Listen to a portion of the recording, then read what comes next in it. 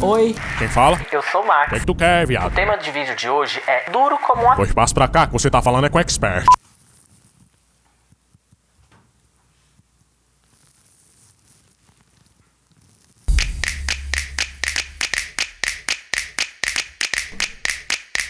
O tema de vídeo de hoje é estereótipo. Você provavelmente já se viu em alguma discussão onde geralmente alguma das pessoas diz que mas o brasileiro não é só futebol e carnaval. Mas o brasileiro é um povo muito mais caloroso. Os americanos são muito consumistas. Os gays gostam muito de... Hello. Dá um pause aí, por favor. Tem como parar o pausão? Parar, cortar. Esse tipo de discussão, elas envolvem um conceito chamado estereótipo. A gente sempre fala, isso é uma representação estereotipada, precisamos mudar os estereótipos. Mas você já parou para se perguntar o que exatamente é um estereótipo? Sim. A palavra estereótipo vem do grego. Stéreos quer dizer pedra e tipo quer dizer uma marca ou um sinal. Então, estereótipo significa uma marca ou um sinal rígido, estável, duro como uma... A primeira pessoa que vai trazer essa discussão para as ciências sociais é um escritor americano chamado Walter Lippmann, no seu livro Opinião Pública, lançado em 1922. O Lippmann vai lançar algumas teorias sobre por que exatamente a gente precisa, por que exatamente existem os estereótipos. A primeira hipótese do Lippmann é que os estereótipos nos ajudam a organizar a sociedade.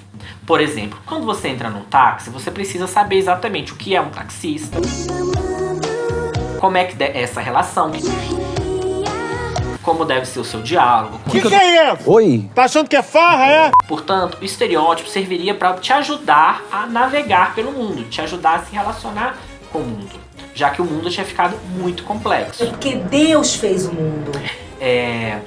Olhando assim, pode parecer que o estereótipo é algo bom, algo que fundamental para a nossa vida e sociedade. Claro que não. À medida que a gente se aprofunda na ideia do estereótipo, a gente percebe que ele é bastante danoso para a nossa sociedade. Um autor brasileiro que sintetizou o pensamento do Lippmann sobre estereótipo é o professor da UFRJ, João Freire Filho.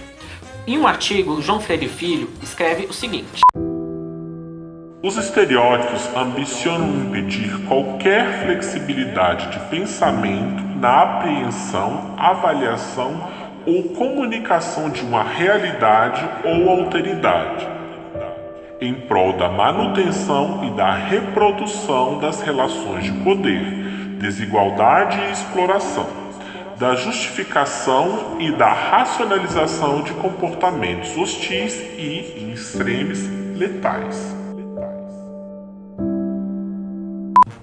o que tudo isso quer dizer? O que é? Quer dizer que, mais do que uma ultra simplificação da sociedade, o estereótipo, na verdade, ele é uma prisão criada pelas classes dominantes para manter as relações de poder sobre as classes dominadas. Tá errado. Basicamente, as classes dominantes criam características para os grupos dominados e reduz esses grupos apenas essas características.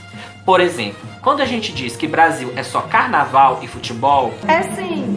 mais do que dizer que se a gente gosta ou não de carnaval, mais do que futebol ser ou não uma coisa importante aqui no Brasil, Não é sim, é verdade. basicamente o que estamos fazendo é reduzindo o brasileiro à categoria de fã de futebol e de pessoa que gosta de carnaval. Detesto. Qualquer outro tipo de representação do brasileiro fica prejudicado. O brasileiro tem dificuldade de serviço para além disso. Então, estereótipo não tem nada a ver com ser verdade ou ser mentira. Meu Deus. Muitos brasileiros gostam de fato de carnaval.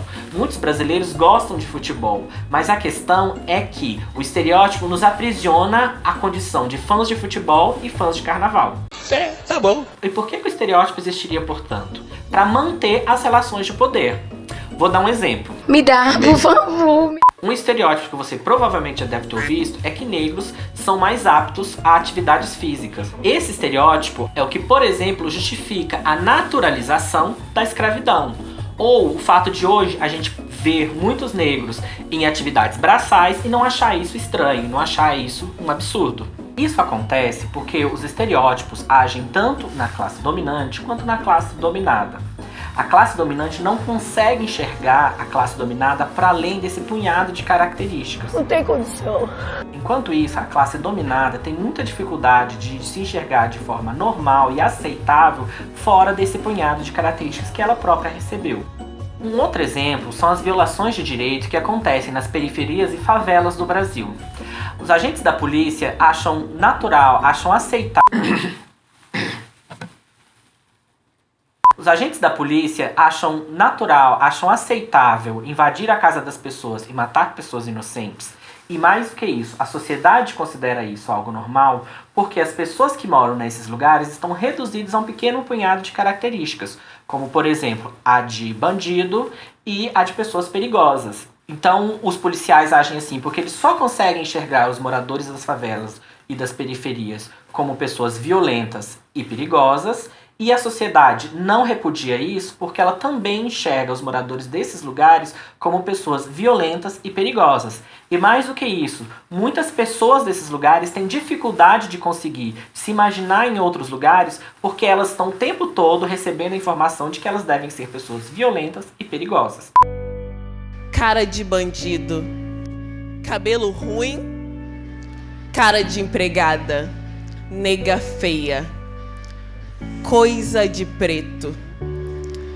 Essas são algumas palavras e expressões diretamente ligadas às pessoas negras no Brasil.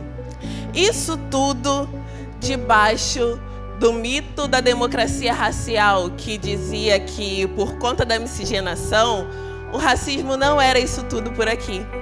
Foram anos e anos reforçando estereótipos. Anos mostrando essas pessoas nas mesmas posições. A mão que escreve os roteiros continua sendo a mesma. Então como é que a gente derruba um estereótipo? Como é que a gente muda o estereótipo?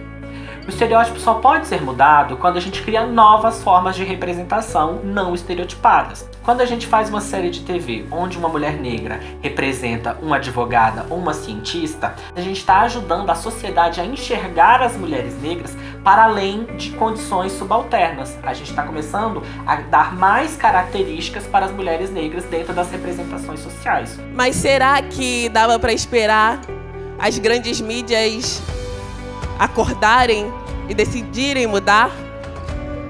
Não, não dava para esperar. Estamos hoje usando uma nova mídia para construir uma nova narrativa. E sabe por quê? Porque nós existimos para além do racismo e dos estereótipos que nos foram impostos. E é só quando a gente mudar esse olhar da sociedade é que a gente vai conseguir romper com os estereótipos.